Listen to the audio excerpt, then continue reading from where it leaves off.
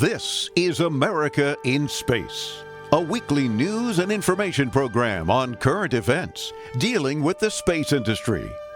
From the Washington News Bureau, here is your host, Rick Potlock. Hello, everyone, and thanks for joining me. Before I get into the episode, I'd like to thank my longtime friend and host of Into Tomorrow, Dave Graveline, for providing the open and closed voiceovers for the America in Space series. Dave has been hosting Into Tomorrow, a show about consumer technology, for 25 years. It's heard on 200 AM and FM radio stations in the United States and Canada and on America Armed Forces Radio. But now it's on to the latest episode of America in Space.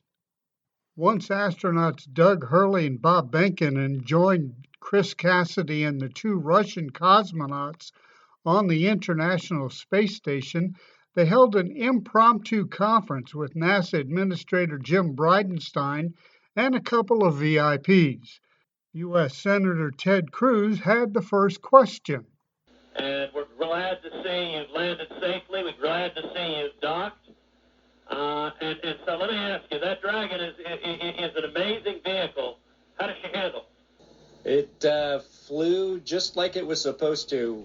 It was we had a couple opportunities to take it out for a spin, so to speak, once after we got into orbit last night, and again today about 20 minutes before we docked. And my compliments to the folks back at Hawthorne and SpaceX for how well it flew. It is exactly like the simulator, and we couldn't be happier about the performance of the vehicle. What do you guys hope to accomplish in your time on the International Space Station? Well, while we're on board the space station, of course, with the new spacecraft, we do hope to put her through her paces, and so the good ship Endeavour is going to get a lot of checkout over the next week or two here, and hopefully we'll be able to declare her operational, and Doug and I will be able to take some burden off of Chris and his crewmates, Ivan and Anatoly, so that we can keep the space station operating at its peak possibilities. So we're looking forward to contributing any way that we can, and like I said, trying to keep space station as productive as possible. Since you have the opportunity to address, in particular, all the young people in America, what would you tell them in terms of what we can do when we can come together? You know, that's a great question. 9 years ago, just about exactly 9 years ago, we docked with Atlantis on STS-135, the last flight of the Space Shuttle program, a 30-year program. And folks at SpaceX, folks at NASA, the Commercial Crew Program put their heads together and worked diligently year after year, making sacrifices, working hard. And then 9 years later, American launch capability was restored. And this is just one effort that we can show for the ages in this dark time that we've had over the past several months to kind of inspire especially the young people in the United States to reach for these lofty goals and work hard and look what you can accomplish.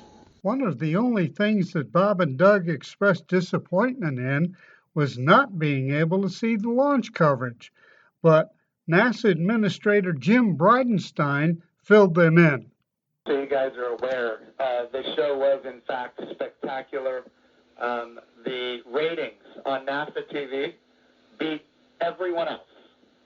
Not just some of them, it beat all of them, and that includes, just so everybody is aware, the whole world saw this. It trended number one on Twitter. It was the number one thing talked about on social media in general. This was an amazing moment. And it represents a transition in how we do space flight from the United States of America.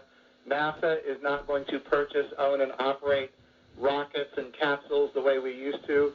We're going to partner with commercial industry for access to low Earth orbit, and those partnerships are going to enable our providers to get customers that are not NASA and drive down our costs.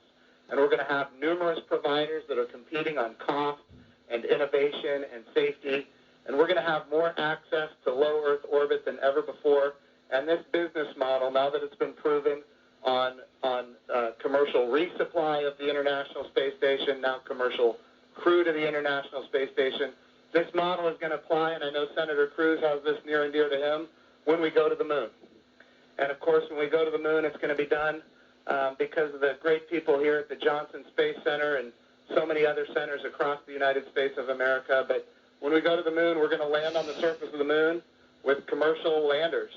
And of course, we're very proud of the Commercial Lunar Payload Services Program being managed right here out of the Johnson Space Center as well, so that we can take small payloads to the surface of the moon. And all of this is leading up to an amazing day where we have humans living and working for long periods of time on the surface of the moon, but doing it with a purpose.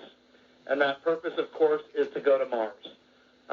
Humanity is going to explore more and be able to go further than ever before because of the public-private partnerships. We all know that if the government is creating the demand and the government is creating the supply, we will always be limited. But when we have partners that are interested in exploring commercially and doing the things that are necessary, to get capital investment, then we're all going to end up better. So I want to just say the whole world saw this. This is a new era in human space flight, and we are so grateful for the service of not just our 2 astronauts that embarked on this mission, but the 100,000 plus people that participate in it, in this mission, everything from the suppliers to the main contractors, to the NASA team, the SpaceX team. I did have one question for Chris, though. What might you do to ensure that Bob and Doug stay longer? Do you have any strategy there? Well, we'll slow down the rate of which I'm eating food, and maybe we can stretch out our consumables a little bit. But that's a great question. We'll have to come up with some conniving scheme here in the next few days. That last question came from Patrick Forrester, Chief of the Astronaut Office for NASA. That wraps up this edition of the America in Space series.